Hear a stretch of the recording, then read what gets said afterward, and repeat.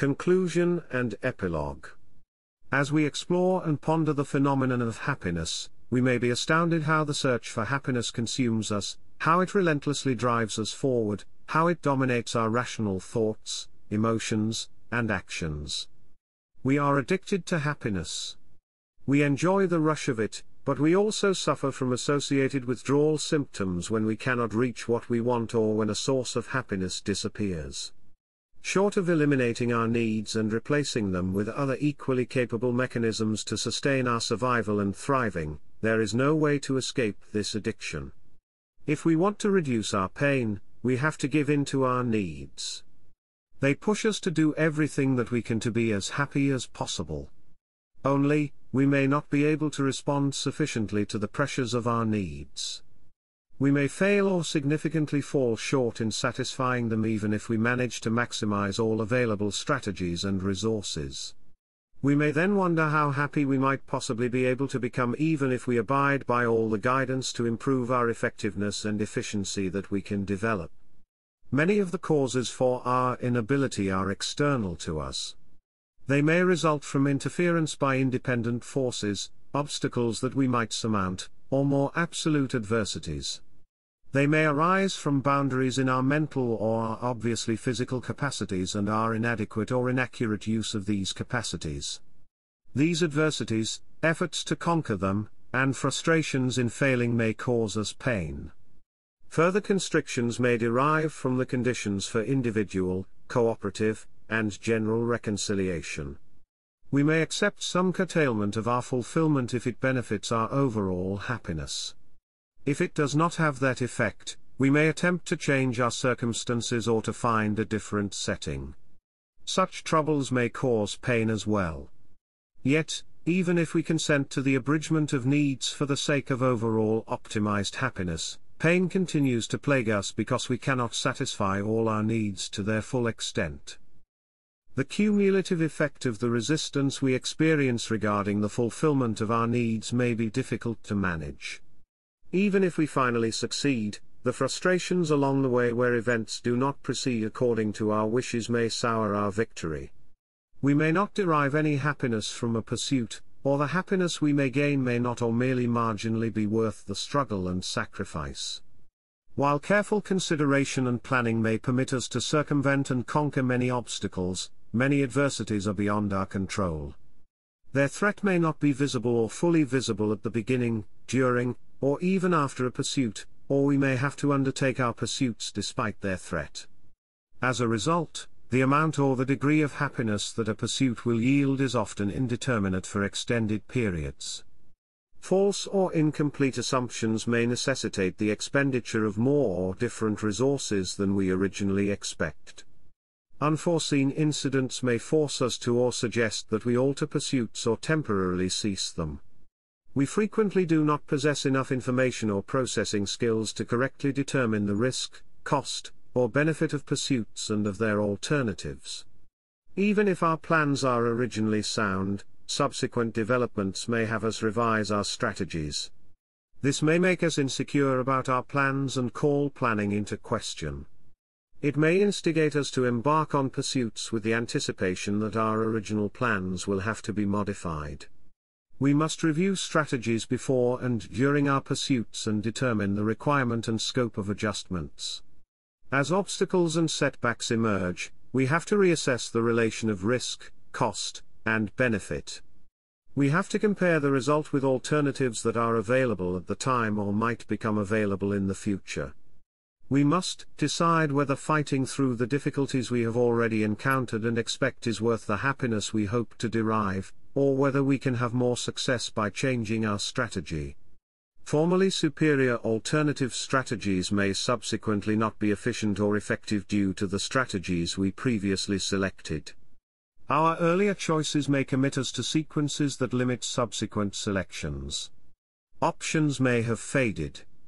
Even if we determine that a better alternative is available, we may be unable to extricate ourselves from a sequence without damage that reduces, equals, or exceeds the benefits of an alternative. We may also hesitate if we are uncertain whether an alternative pursuit is more effective or efficient.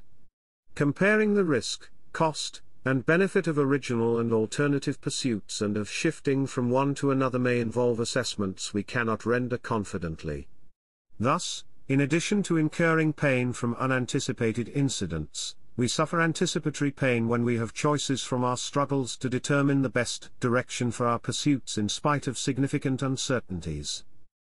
Much of the pain in our pursuits is experienced because our resources are limited. Even if we succeed, we have to cope with the unavoidable painful consequences of lost resources in our pursuits. Commonly, we can only make progress in our pursuits at the cost of an investment of resources. These in turn regularly constitute the results of previous investments. They represent means that permit us to obtain other means in the fulfillment of our needs. We sacrifice their potential in exchange for better suited steps toward fulfillment, and eventually fulfillment itself. If we do not succeed with such transformations, the invested resources and with them part of our potential for achieving happiness may be lost. Yet, even if we succeed with our strategies, their pursuit comes at a price. The resources we invested may entirely or in part be consumed in a pursuit. They may be converted and may merge into the result. They may become occupied and degraded. Particularly if the result of their use creates means of higher value than the reduction of their utility for us, it may be difficult to view their investment as a loss. But the fact remains that, upon their employment, many means we had available for the production of happiness are not available anymore or not present in their previous utility. If we wish to repeat a production event or to engage in another pursuit, we will require more supplies and we may eventually have to renew our production tools. It seems that we have to pay for every achievement with the sacrifice or abrasion of our means. For every advance, we have to leave something behind. Beyond the expenditure and wear of resources, we also have to carry the cost that went into securing them as well as the pain and fear we underwent during their production. After we deduct these losses from the pleasure we gain when we succeed in procedural steps and when we achieve fulfillment, we may close our pursuits with only a small gain of happiness, or we might even carry a shortfall. If we add these problems to those where we do not overcome obstacles and fail, we may face sizable odds against achieving a happy existence. Much of the pain we feel may be unnecessary. We may lessen it by developing more and better capacities and by engaging in prudent planning and implementation. We may forestall intentional competitive tendencies and apply enough care and security to control reckless, negligent, and even accidental damage. We may lower costs and risks and increase benefits. We may halt destructive tendencies due to frustration. We may solve problems in the advancement of pursuits, short of perfection, through competent planning and adjustment, technological and social progress, and by considering destructive reactions. We may forestall the pain of perfection by expanding needs toward their full potential or by adjusting our traits. We may decrease or eliminate pain over the loss of resources in our pursuits by producing an abundance of resources or by recycling. We may also achieve control of interferences from our non-human environment. We may fully reconcile our pursuits within ourselves, with the pursuits of other humans, and with nature in general. Still, there remains pain that cannot be erased because of the different character of our needs and the requisite interactions in our pursuits and their reconciliation. We remain exposed to compromise because it remains inevitable that needs, individuals, and nature will negatively affect one another by their existence and ways, even if they are reconciled. These impositions keep inflicting pain on us, although they might serve to optimize our happiness overall. These conditions of inevitable pain join the most fundamental cause of pain that arises from the intention of pain to alert us to our body's requirements and to motivate us to safeguard ourselves against existential deficiencies. In that function, pain appears to be a positive force without which we could not sustain ourselves. We may contend that this pain can be minimized with prudent planning and execution, and with the appropriate availability of resources.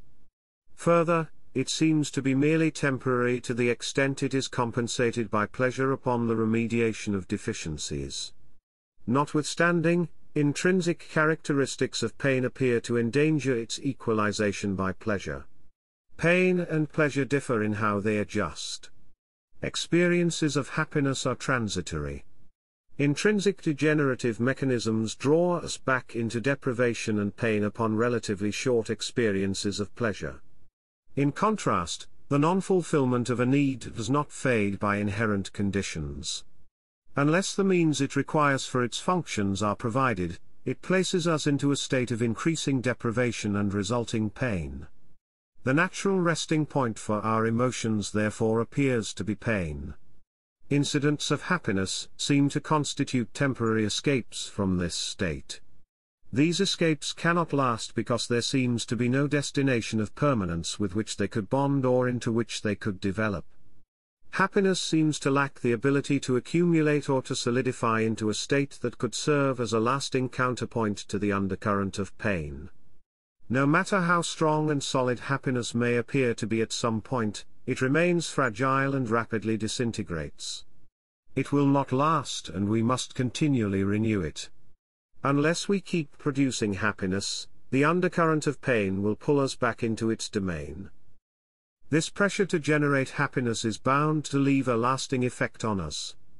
Even if we currently manage to compensate our deprivations and maintain fulfillment, that state is always under threat of deterioration. We fear its subsiding and that we will not be able to bring forth the necessary frequency and intensity of incidents of happiness to keep us removed from pain. Securing the buoyancy of our emotions seems to become more difficult as we age because we accumulate pain without recourse. As much as we may be able to forget or to suppress pain, much of it still reinforces our baseline regardless of whether we could or could not have forestalled it. We remember the pain of compromises, errors and forced deprivations even if compromises benefited us, errors were compensated, and we defeated forced deprivations. We feel pain about a rising certainty that we will not be able to reach our ideals or change our fate.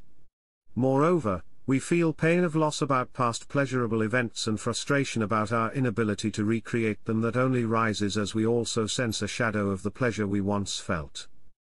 Apparently, we are destined to struggle in avoidance or remediation of pain without a prospect of finally succeeding and freeing ourselves from its grip.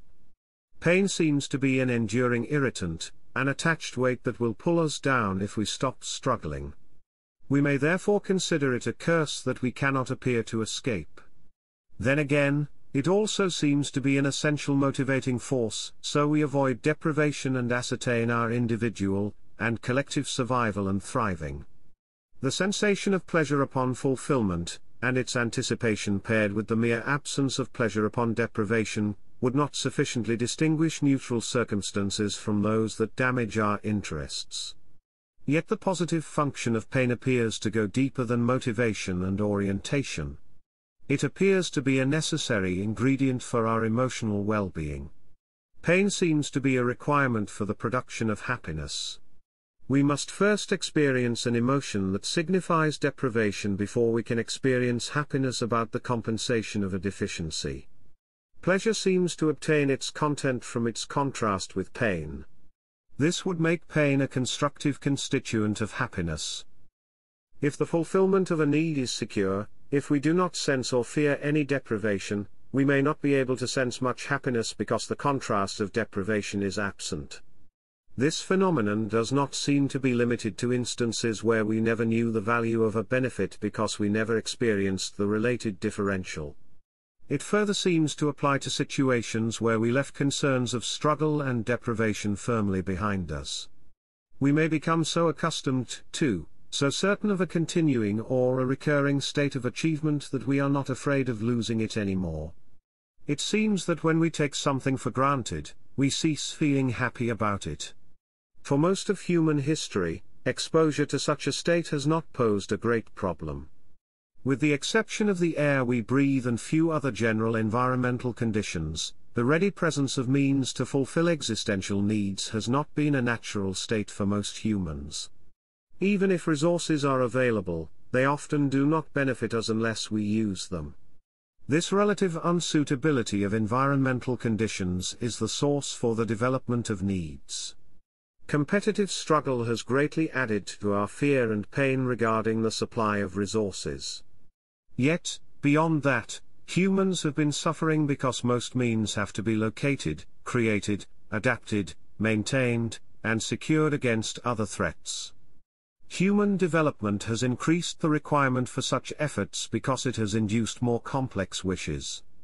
Thus, humans have experienced fear and pain emanating from an environment that is not in harmony with their wishes without intervention, and that requires them to sacrifice substantial amounts of resources and incur significant risk to conform it. This experience may be additionally intensified because advancement in the production of means has frequently brought forth threats or damage to other interests. But technological and social development has also made the supply of non-emotional requirements temporarily or, upon resolving reconciliatory issues with nature, lastingly more secure. The struggles to fulfill such requirements and the related fear and pain may be bound for further reduction and elimination for a growing portion of humanity with advancing technology and automation as well as assistance. However, such provisions of supplies and any prior state of fulfillment due to competitive privilege or fortuity are abnormal. Our emotional mechanisms are not accustomed to such sourcing and have not developed to cope with an abundance of non-emotional resources. Frustration that the manner of their provision leaves needs that require emotional resources unfulfilled and contributes to the deprivation of these, combines with a frustration that needs that require non-emotional resources are perpetually fulfilled without meaningful deprivation. Even if we manage to address the negative effects caused by the production methods of non-emotional resources on our emotional resources, our ultimate challenge appears to be to develop the ability to be happy without commensurate actual or anticipated pain. As long as deprivation is the base condition of our existence in many respects, we can regularly afford to shun pain and disregard it as a constructive requirement of our happiness. We can focus on fighting it as the antithesis of happiness. Yet the fact remains that we could not produce happiness without its opposing presence or potential.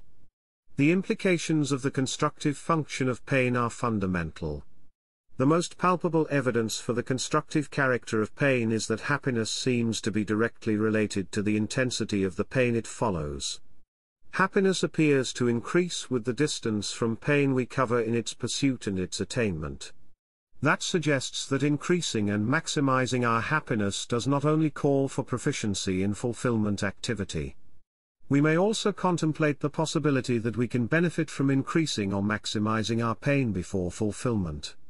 To examine this issue, we may want to review the satisfaction that occurs without significant fluctuations compared to incidents where we recover from more significant depths of pain due to actual or anticipated deprivation.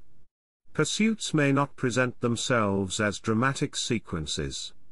Rather, they may constitute relatively constant or predictably recurring activities to maintain the satisfaction of needs. In ideal supply situations, most of our needs display secure, balanced patterns with only minor fluctuations between the rise of a need and its fulfillment. The full extent of some of our needs only becomes noticeable upon exceptional circumstances that disrupt the unbroken supply stream or call it in question. We may contrast such a pattern with less perfect settings where needs move in more conspicuous fluctuations between deprivation and fulfillment. When we balance the pain against the pleasure in each of the two modes, we discover that there is no noteworthy difference in net happiness. If our needs are steadily and securely met, the strength and length of pain are negligible, but pleasure is minimized as well. Initially, the dimensions of pleasure that we obtain from the fulfillment of a more pronounced state of actual or anticipated pain may appear superior. Because our happiness is contingent on the movement from pain to pleasure, it requires previous pain, and its intensity correlates to the intensity of that pain because it creates distance. Still, although pain may be a motivator to push us toward pleasure, it is also its antithesis. It consumes and threatens to extinguish happiness. We purchase amplified pleasure by a preceding degradation in pain. Because the intensity of pleasure depends on the intensity of pain, an increase in pleasure seems to be balanced by the unhappiness we must endure as precondition. The result seems to be ultimately similar to what we derive from fulfillment activity that emits great movement. A more dramatic movement does not seem to be able to produce a surplus of happiness because it depends on factors that define each other in relative terms and seem to cancel each other out upon completion of the movement between them. It might appear as if this neutralization would be limited to ulterior needs, and that the pleasure we derive from movement due to our need for pursuit could yield a surplus. But that purported advantage appears to be cancelled as well because we must first engage this need in damaging pursuits. Hence, there does not seem to be any point in generating pain to heighten experiences of happiness. More than that, approaches to pursuits that more widely oscillate between pain and satisfaction risk pushing us into an overall experience of aggravated pain because they involve the creation or permission of threatening, or damaging circumstances. Such methods are by definition less secure than a method that centers on a more immediate and predictable balancing of needs with fulfillment. By voluntarily succumbing to or inducing actual or anticipated pain to feel compensating happiness, we increase the risk that we might not be able to recover or not fully succeed in escaping that pain or fear. The margin between the state of deprivation or threat from which we plan and believe ourselves able to recover and a state where that is not or only incompletely possible decreases as we increase or permit the increase of deprivation or its threat. We escalate the risk that we might be overcome by circumstances that are out of our control. Even to the extent recovery is possible, other disadvantages counsel against the deliberate incurring of actual or anticipated pain. Seeking or allowing deprivation or its threat is generally likely to result in an overproportional drain on resources compared to a more constant and secure method of fulfillment. Although there may be cases where we may expend the same resources in a large exertion that we would expend in smaller intervals if we maintained an established, stable process, the difference of effort is regularly greater. That may be attributable to the fact that a larger deprivation spread may necessitate a disproportional amount of the same resources. Further, a recovery from deeper levels of deprivation may involve more complex and tenuous sequences that not only increase our risk of failure but also impose on our resources differently even if the risk does not materialize. Particularly our rescue from the materialization of catastrophic risk that we might voluntarily incur or into which we might involuntarily slide upon approximation may require an inordinate amount and quality of resources. In addition, creating or deepening our deprivation or its threat would necessitate the expenditure of resources in a destructive fashion. We stand to lose the resources we invest in that action as well as the state of means we destroy. Similarly, allowing resources to deteriorate or to become threatened would constitute waste. All these resources we invest and lose in the facilitation and remediation of actual and anticipated pain would be missing in the immediately following or in future pursuits of the affected need or other needs regarding which we still suffer natural deficiencies and threats. Hence, the aggravation of our needs by artificially heightening pain seems to be dangerous and counterproductive. In spite of such insights, we appear to be drawn to heightening our pleasure by increasing our pain. We may argue that a more constant method of fulfilling our needs by installing and maintaining reliable supply mechanisms does not provide the same happiness. In fact, we may assert that its stability precludes the production of happiness. While it may prevent most of the pain of actual and anticipated deprivation, it delivers that relief only at the price of a complementary lack of pleasure. The resulting dull neutrality may be unacceptable to us. Given the pain we may incur from pursuing or allowing a degradation of our fulfillment status and the insecurity of meeting the demands of our needs thereafter, we might struggle to achieve neutrality. But we may not care about that because we are addicted to the sensations of happiness. We deem ourselves unable to exist without creating happiness even if it means that we incur overproportional pain. Our addiction to happiness may persuade us to take actions that are not objectively in our individual or collective interest. Like any other addiction, it urges us to do whatever is necessary to satisfy our craving regardless of the consequences. Our principal needs for individual and collective survival and thriving might seem to provide some correcting force because they focus on long-term, constant requirements concerning survival and overall well-being with regard to thriving. They also appear to be the only needs from which we appear to derive continuous satisfaction without the requisite of earlier deprivation. But even these needs seem to profit from threat and deprivation as long as these are not irreversible. Even the optimization of pleasure for these needs may then be incongruent with the idea of maximized conditions for our survival and thriving. If we are straining enough for experiences of happiness, we may imperil the future fulfillment of any of our ulterior needs for a temporary rush, even if we might regret our decision and sustain additional pain in the long run. We may even be willing to risk or sacrifice our individual and collective survival because the fulfillment of our ulterior needs may mean little if we cannot feel satisfaction about it. This behavior appears to constitute a lesser form of the destructive mechanism that we are tempted to engage because of a perceived perfection in our ulterior pursuits. That we have trouble finding sufficient conditions of pain means that we are approaching perfection in the pursuit of ulterior needs. Seeking or permitting deprivation or its threat before we achieve perfection serves the same purpose as more dramatic destructive movements when fulfillment continues after satisfaction has waned. When ulterior needs become perfected, we suffer pain from the denial of our need for pursuit as well as from our inability to generate events of movement that would allow us to experience actual or anticipated satisfaction of ulterior needs. However, that pain has no constructive outlet. As a result, we stand to experience increasing pain without a chance of converting it into happiness. To remove these obstructions to our happiness, we may deem it necessary to destroy our state of fulfillment. While we incur pain during that process and by its results that immerse us in deprivation, that pain may seem preferable because it allows us to generate happiness again in our pursuit of ulterior needs and our need for pursuit. We would rather suffer temporary pain from destruction than the continuing and increasing pain of stasis. The objective of elevating pleasure through antecedent pain differs from the objective of creating pain by destroying an ultimate state that prevents us from experiencing pleasure only by a lesser level of distress over a lack of movement that we require to generate happiness.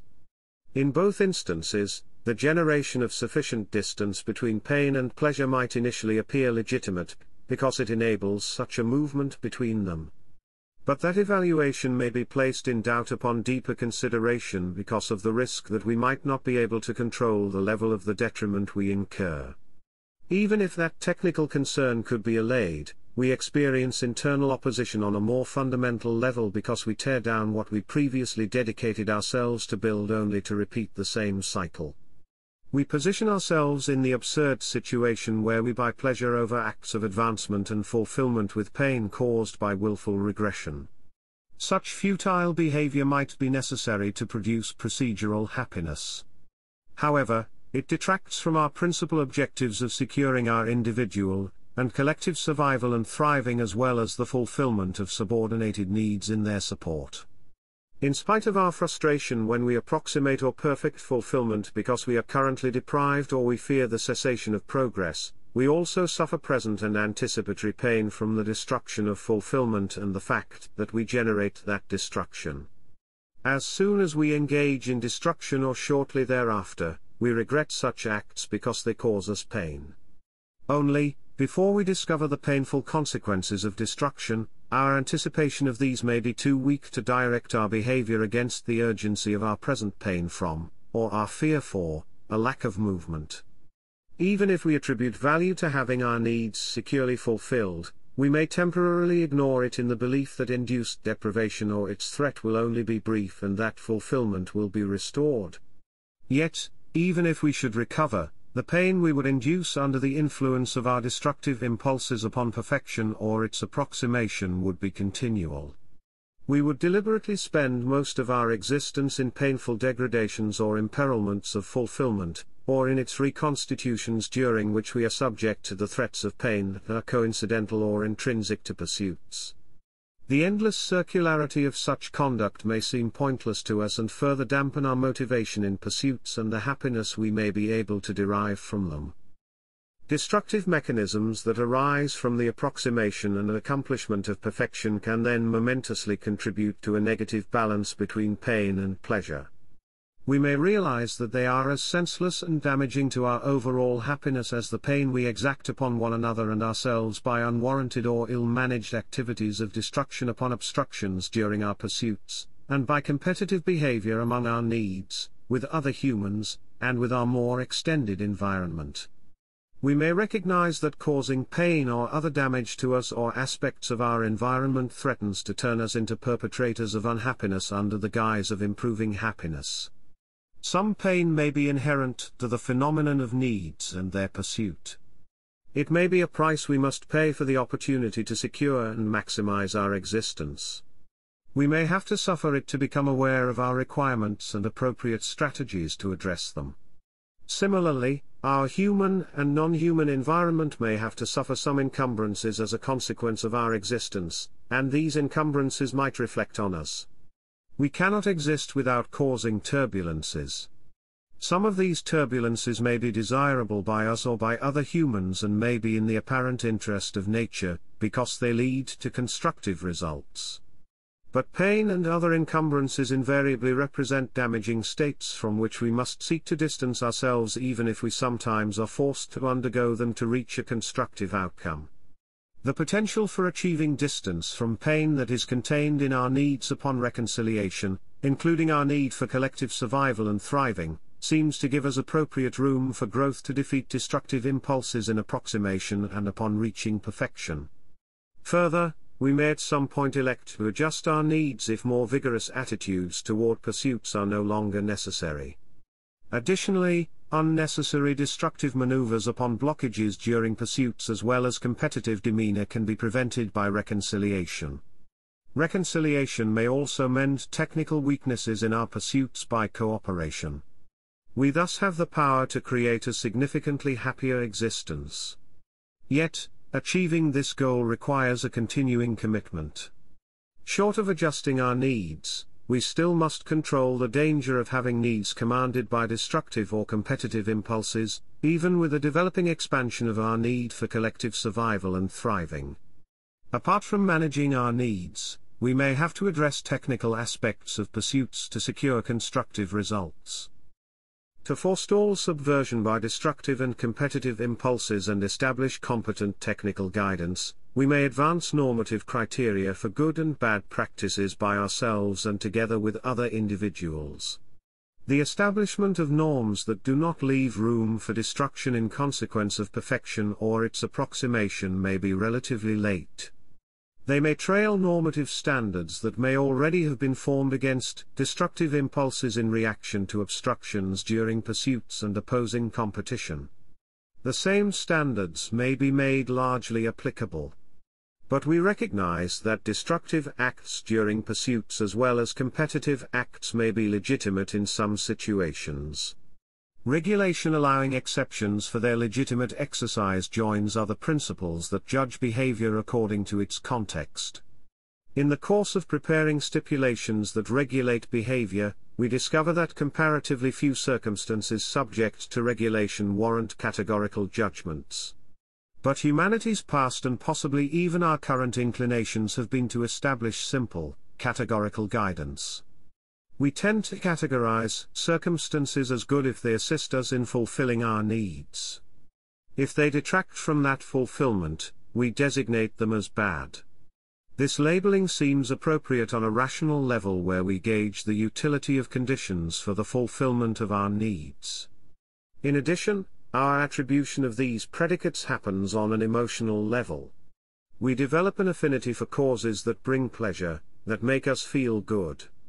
Conversely, we cultivate an antipathy against events and conditions that cause us pain, that make us feel bad. Our attributions of good and bad travel past a mere equation of these designations with success, pleasure, and happiness on one side and failure, pain, and unhappiness on the other. To anticipate and alter effects, we use them to describe more than effects. We project our conclusions and sensations regarding results on objects, events, or persons as initiators and agents of these results. We view them as good, bad, or neutral depending on whether they contribute to a pleasurable, painful, or indifferent result. Moreover, we may attribute good, bad, or neutral qualities to types of objects, events, and persons due to our impressions of representatives. Even if we have not had any or enough personal experience with causes, we may judge them based on communicated opinions and claimed experiences of others. We may even render assessments based on potential or tendencies we might directly or indirectly discern. Categorizing causes in this mode can fulfill important functions for teaching and learning about classic concepts of happiness. It might also be useful when we must instantly assess the likelihood of damage or benefit or identify possible sources. Recall of a categorization could save us critical time on occasions where we cannot engage in exploration and assessment. However, we may frequently not properly characterize an object, event, or person with these general categorizations. Usually, the same capacity can be good, bad, or neutral depending on the context. Further, the context from which we have gathered our assessment may differ relevantly from the conditions in which we apply our judgment. Our impressions may be faulty, and assessments issued by others may be erroneous or purposely misleading. Objects, events, and persons may change or may not be representative of a whole class. Hence, the categorization of an object, event, or person as good, bad, or neutral founded on direct or indirect impressions, frequently merely affords us an initial presumption that may prove to be inconclusive or incorrect.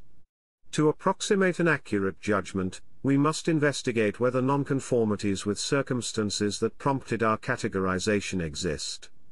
If we find differences, we must ascertain whether they alter the presumed effect of an object, event, or person on our needs. Our investigations are complicated because we may meet mixtures of good, bad, and neutral characteristics.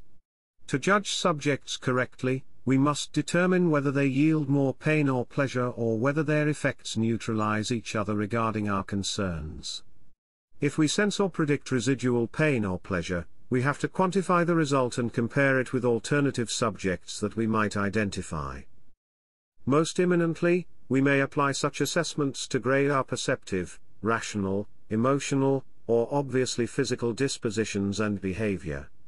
Apart from practical concerns, we may be particularly interested in our needs, because we recognize that they steer our activities.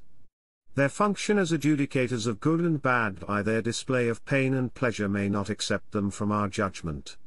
Because needs present themselves in a condition of pain when they are not fulfilled, we may consider them to be commonly or potentially bad. Particularly if we consistently suffer from a lack of fulfillment regarding a need, we may designate it as bad. We may also call it bad if it causes problems for the fulfillment of other needs. Conversely, we may designate needs as good if we find reliable satisfaction for them or if they advance the satisfaction of other needs. If we can relate our experiences regarding needs with areas of our body, we may categorize such parts as good or bad as well. Depending on the weight or lack of differentiation among our impressions, we may extend such classifications to more generalized aspects or the entirety of our person. On a more considered level, we may make categorizations of needs dependent on their usefulness. To the extent we recognize that a need is essential or helpful for our individual or collective survival and thriving, we may deem pain over its non-fulfillment necessary to alert us of a vital, or at least important deficiency and to motivate us into remediation. We may judge such a need as categorically good and blame other factors if we incur pain regarding it. We may maintain our judgment regardless of our ability to fulfill it, and even if we understand that pursuing it requires compromises from other esteemed needs. To the extent we perceive a need as damaging for our survival and thriving, we may call that need and its demands bad. By judging our needs in such a manner, we may classify parts of our personality as good or bad. We may accept our physiological identity from such judgment unless we deem our personality to be affected by physiology. If we perceive experiences of adversity or benefit to have causes or to be influenced by causes outside ourselves, we may include these into our categorizations as well. We may judge all objects, events, and persons in our environment as good, bad, or neutral depending on their potential and actual assistance, damage or detachment regarding the qualities we ascribe to the entirety or aspects of ourself. We may even apply our judgment to sources that we deem to have created or influenced us or other persons or other factors that affect us. We may entertain these judgments regardless of a right, or a possibility to acquire accommodation or recourse. We instead tend to base them on whether and by how much objects, events, or persons potentially or actually advance, detract from, or leave undisturbed aspects that we consider to be good or bad. But neutrality may not save any aspects from our judgment if we deem they should favor us. We may attempt to conduct ourselves in accordance with these judgments. We may strive to create, protect, and support aspects that we deem good and to curb, contain, or convert what we regard as bad. Our assessments may be topical or more principled. We may organize conclusions and the consequences we draw from them as commands or principles according to which we would like to behave and according to which we would want our human, and possibly our non-human environment to behave. Yet we soon discover resistance to our categorizations and attempts to establish commands and principles on them. Our judgments may not be homogeneous because they may represent assertions by traits with differing points of view. We may further discover that our judgments are being challenged by individuals with different ideas of good and bad. As a consequence of these circumstances, as well as other circumstances with which we have to work that resist our wishes, we may often have to compromise standards internally and externally. We may also realize that most circumstances we meet represent better and worse selections on a scale rather than absolutes. They contain both good and bad either by their intrinsic or by coincidental attributes. Together with the dependence of the good, bad, and neutral qualities of conditions on their context, we encounter a complexity in the design and implementation of our pursuits that we may find bewildering at unreconciled states of our development. Our confusion may cause us to seek clarifying simplicity for organizing our pursuits. We may avoid objects, events, and persons that require complex evaluations to justly evaluate their functionalities regarding our interests. But such evasion may often not be possible, the least of all with regard to ourself. In that case, or because we refuse to retreat in the face of complexities, we may decline to undertake complex evaluations and deal with ourselves and our surroundings pursuant to simplified assessments by dividing the world into good and bad. In that case, incorrect judgments may become enshrined as wishes of how we want the world to be that we may defend against counterindications. Such approaches may be encouraged and reinforced by forces that seek to override differentiated considerations and wish to manipulate us into subscribing to their views and fighting opposing views. The perceived opposing nature of good and bad may lead us to imagine these qualities as opposing powers that are clinched in a fundamental battle. Because we observe their presence and activities not only in our surroundings but also within us, we may believe that human perceptions, thoughts, emotions, endeavors, other features of the human body, and the sources of these phenomena are manifestations of this battle. We may imagine that the struggle between the good and bad focuses on humans individually and collectively because humans appear to be uniquely able to choose between good and bad, appear to represent the highest stage of nature's development, and seem to have a central function and potential in shaping nature. However, the apparent permeation of the world by good and bad may make us believe that these are more generally sourced and intentioned forces that attempt to attain influence over us and use us for their causes. While we may not purport to understand these entirely, we may interpret adversity as part of a campaign by bad forces to obtain satisfaction from our pain, extinguish the good in us, and punish or destroy us if we act as agents of good. We may further interpret appearances of good choices that turn out to be bad as deceptions by bad forces to disable our defenses, make us instruments of their agenda, or intensify our pain. We may contrast these forces with forces that seek our salvation from pain and our survival and thriving but may also pursue our punishment or destruction if we should act as agents of evil. Our neutrality might not be acceptable to either side. Because both forces seem to significantly rely on humans to participate in their battle, we may view humans as both subjects and recruits in a larger struggle of good and bad. The apparently fundamental nature of that struggle demands to be reconciled with our concept of the worlds and of our creation. We may presume that the force that created nature, life, humanity, and us individually is interested in the prospering of its creation, and we may therefore regard it as good. Yet, considering our exposure to suffering and existential threats may cause us to have doubts in the goodness of the creative force. We must explain why it would produce evil and involve itself and us in a seemingly comprehensive conflict with it. If we deem the creative force to be ultimately evil, we have to explain its efforts as well. We may alternatively assume that bad constitutes an external force of an independent creation. But that would require explanations how it has come to exist and has permeated a seemingly good creation so deeply. Regardless of where our attempted reasoning takes us, the imagined struggle between good and bad forces prompts us to construct elaborate concepts to explicate their origin, motivations, actions, and destinations and how we and our experiences fit into these. Attributing what is conducive and deleterious for us to opposing forces and trying to make sense of our existence in such a setting may insert negative tribal and hierarchic instincts into our consideration and subject our judgment to them. It may harden our position to an intolerant, aggressively competitive, and destructive stance and the formulation of a mission to vanquish aspects of the world we consider bad. Our eagerness may make us willing to incorporate ourselves into power structures that purportedly fight evil and to renounce any non-conforming views.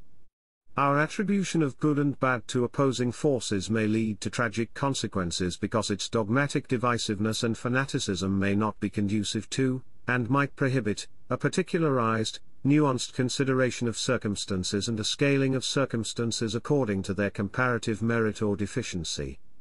The absolute nature and intensity of categorizations may prevent us from considering our needs and their pursuits, from building an effective council of traits, and from accomplishing individual, collective, and general reconciliation of our needs. Our assumed or self-authored judgments stand with a claim of unassailability that we are disinclined to disavow even if we unnecessarily suffer from them. Having accepted principles of good and bad to control us, we may interpret our own incompatible mental impressions and external information that urge us to reconsider our stance as temptations by bad forces. We may further categorize the demeanor and even the existence of dissenting individuals as bad because they might interfere with our pursuits and because they seem to represent an opposing force in the larger struggle we imagine. The resulting inability to optimize the pursuit of our happiness is bound to inflict pain on us that is bound to grow, and our frustrations are likely to seek permitted outlets against objects, events, and persons we have identified as bad. More than that, our zealous, unquestioning fight to overcome opposition to our principles may appear to confirm the fallacies in our doctrine because it generates adversities. We may not see that by fighting evil under false concepts, we enter a stage of ultimate ruthlessness in unjustifiable competitive and destructive strategies because we proceed under the impression of absolute righteousness. A reconciled perspective of us and the world refines our view of good and bad into concepts that are more conducive to our happiness. We are destined to improve our value judgments as we progress from primitive, topical concepts to a more comprehensive understanding of needs in their interrelation with our other needs and with our human and non-human environment. Reconciliation is a good that maximizes human survival and thriving. Although it may include destructive and defensive competitive maneuvers, it is in essence a procedure in which objectives become compromised among one another to make the best of the circumstances we encounter. This prevents us from making categorical assertions or taking unconditional actions regarding most circumstances.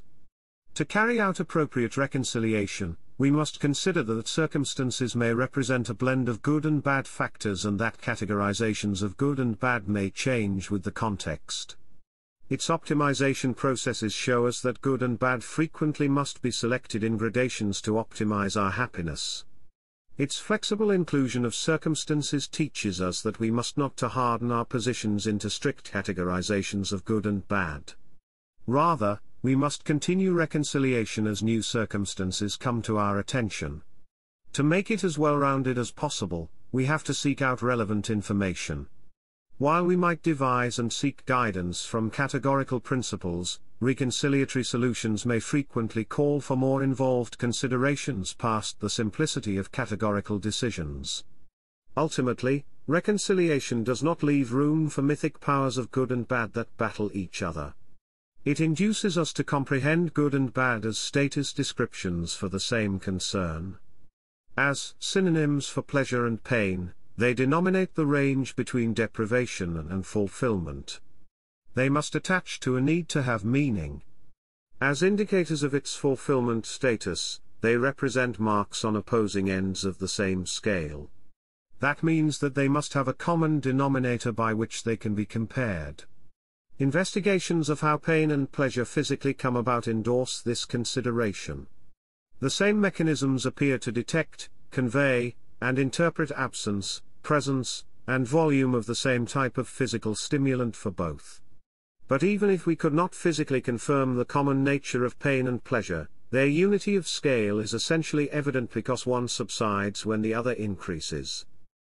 Because pain and pleasure build on the same infrastructure and constitute gradations on the same scale, they can inform us of the requirement status of a physiological system represented by a need.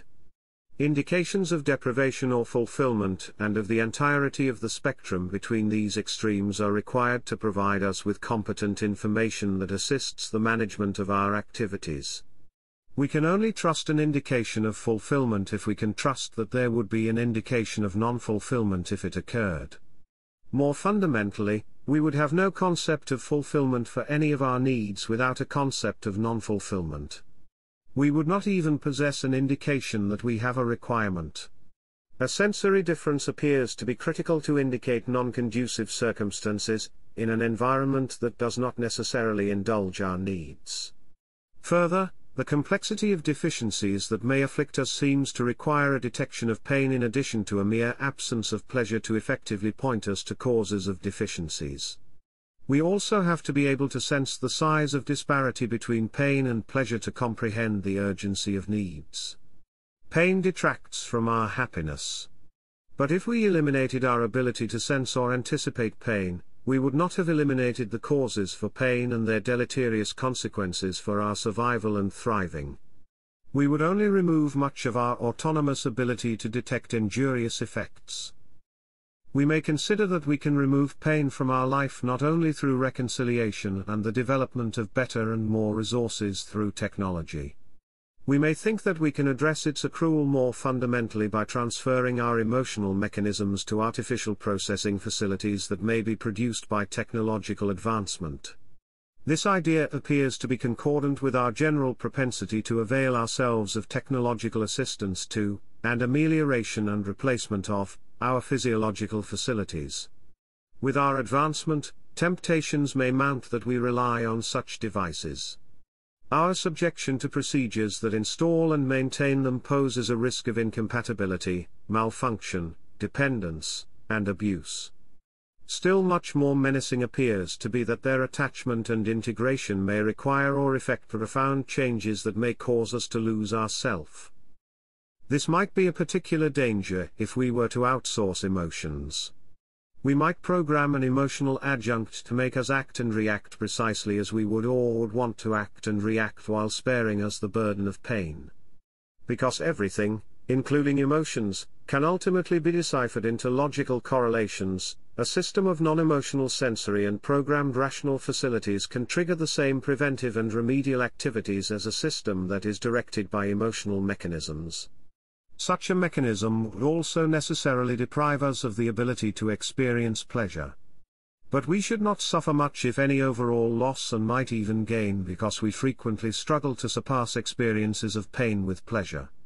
Since we are susceptible to an excess of pain, we may be inclined to resign the concept of emotional indications and motivations to a technological system that can steer us.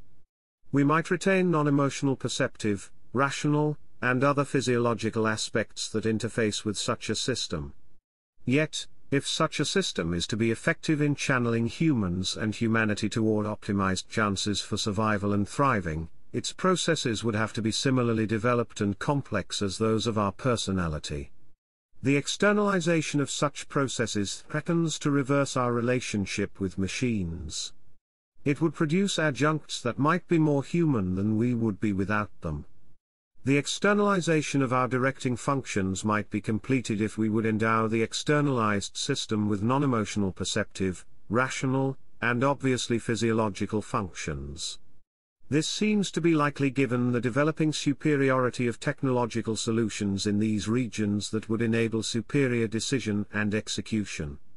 We would then have no function left except as carriers of physiological features that such external facilities would be programmed to support and protect. Even if we integrated such facilities into us and transferred functions to them in assistance or as a displacement of our original facilities, the artificiality of such a setting might give rise to consequences that we might not fully anticipate. We might be able to more easily grasp the relegation of our perceptive, rational, and obviously physical mechanisms by more proficient external mechanisms. We may imagine that the outsourcing of emotional facilities might improve the effectiveness and efficiency of our survival and thriving as well. Only, it is different because it would eliminate an experience to which we have traditionally dedicated our life. Even if we can rationally conclude that our emotions are merely an instrument to secure human survival and thriving, the emotional aspects of our person appear to us instinctively as our essence. The prospect of externalizing our emotions to an assistance facility might therefore fill us with existential fear that may resemble our fear of death because we stand to lose a large aspect of what it means to be alive. We might also have such a fear when we supersede non-emotional perceptive, rational, and obviously physical mechanisms with exterior appliances. But in these cases, we could preserve adequate interaction with our non-emotional perceptive, rational, and obviously physical facilities to prevent feeling deprived of such facilities. This does not seem to be a viable approach we can take with our emotions. While it might be possible to filter our emotions, the numbing effects may cause our happiness to suffer. We may therefore reject externalizing our pain-pleasure mechanisms. The preservation of our pain-pleasure mechanism, and its functions puts us into a potentially incongruous position. While we cannot benefit from allowing or inducing damage or its threat so we can generate pain or its anticipation, we must preserve pain in some shape to guide our actions and experience happiness. We may solve this problem with imagination. We may be able to position ourselves into a sufficiently painful situation in our mind by remembering painful experiences to feel a sufficient intensity of pleasure over the fulfillment of a need. However, because the pain of deprivation we sense is unique to each need, we might have to experience a meaningful intensity of pain with respect to every need to derive appropriate emotional references. Obtaining such references of pain may not seem to pose a problem in an imperfect world because we are bound to experience some deprivation regarding all our needs. Nevertheless, such experiences may be at intensities that do not provide us with the necessary contrast to elicit full emotional appreciation of fulfillment. Further, they may not enable us to competently select among alternative manners of pursuit or appropriately react to threats. To increase and maximize our capabilities in these areas, we have to be able to scale our experiences of pain to possible extremes as well as intermediate levels. But incurring pain over the entirety of its possible spectrum appears to be a poor way to learn because it would expose us to much of the evil we seek to avoid. Even if this exposure is restricted to one occurrence for each relevant level of pain in a spectrum for each need, the severity of the illustrative pain might cause dramatic damage to our happiness. We may prefer to learn about the expanse of possible pain without experiencing it. To some extent, we can experience a simulation of pain through imagination. If we possess a reference that exemplifies the type of pain, we might be able to modulate it by comparing circumstances we have not experienced with that reference. Yet, even if we can quantify or qualify objective differences, we might not be able to infer accurate emotional knowledge in correlation with them. Overestimation or underestimation of the pain to be incurred from exposure to unfamiliar conditions may cause us to make inappropriate choices. Although we might learn from such errors, this education that exposes us to the pain we are trying to avoid is less than ideal. We would remain trapped in trials. The only alternative we seem to have left to cure our emotional blind spots if we are not willing to sample representative intensities of pain ourselves is to sense them through a transfer of emotions. Such a transfer seems possible to some extent based on our capacity to identify emotionally with other individuals due to our basic commonality with all other humans. Still, a transfer of emotions is difficult because it can solely arise indirectly through representational communication. Moreover, differences among individuals in how they relate representational to emotional concepts may impede accurate communication. Beyond that, an identification with portrayed pain may be difficult because the recipient may connect a different level or even type of emotion to the same occurrences. Further, specific acquired or genetic dispositions may greatly influence the occasions and intensities of original and empathic pain that humans experience. Additional disparities may be caused by differences in concurrent or previous experiences or in fulfillment status. For all these reasons, emotional reactions by others may not translate well to us. We might improve emotional identification by limiting our investigations to individuals who are similar to us in their emotional reactions. However, to establish relevant similarity, we would have to obtain profound insight into what moves other individuals. To draw applicable lessons, we would further have to find individuals in possession of an instructive depth and extent of painful experiences. To gain suitably broad instruction, we may have to sample a multitude of similar individuals. To the extent we can find such settings, we may have some successes adopting indications of pain we have not directly experienced. By witnessing or otherwise receiving information how relevant individuals react to particular circumstances, we can estimate the intensity of pain we would feel under the circumstances. We may let these lessons instill fear in us that can incentivize us to escape similar suffering from similar conditions and to appreciate that we are spared from having to experience such pain. Notwithstanding such effects, to the extent the reactions of similarly disposed individuals exceed emotional reactions we have had to deprivation regarding any need, our inability to trace emotional intensities may persist. We may only comprehend that the emotions appear to exceed the most extreme intensity in our experience. This may not grant us sufficient absolute direction or guidance, or information to choose among alternatives that surpass our experiences. Even if we have experienced similar intensity in other needs, the difference among needs may keep us at a loss to emotionally comprehend the anguish others suffer if we have experienced the same type of pain solely at reduced levels. Thus, even empathic transfers from similar individuals could leave us with a limited understanding how their experiences would affect us. Still, in spite of potential imprecisions, empathic transfers may afford useful deterrence to avoid painful circumstances and raise our appreciation more accurately than based on our autonomous imagination alone. Missing connectivity may be remedied by the provision of more direct channels of empathic transfer than representational manners. Yet, as humanity succeeds in creating circumstances that deflect experiences of pain, we are at risk of losing access to sufficiently deep sources to maintain an adequate empathic understanding. To prevent that some depths of pain will have to be experienced to be emotionally understood, it appears necessary to record and preserve experiences of pain that allow sampling after the passing of those who suffered the pain. If this is impracticable or insufficient, we may have to find technological means to create adequate impressions of pain by simulation.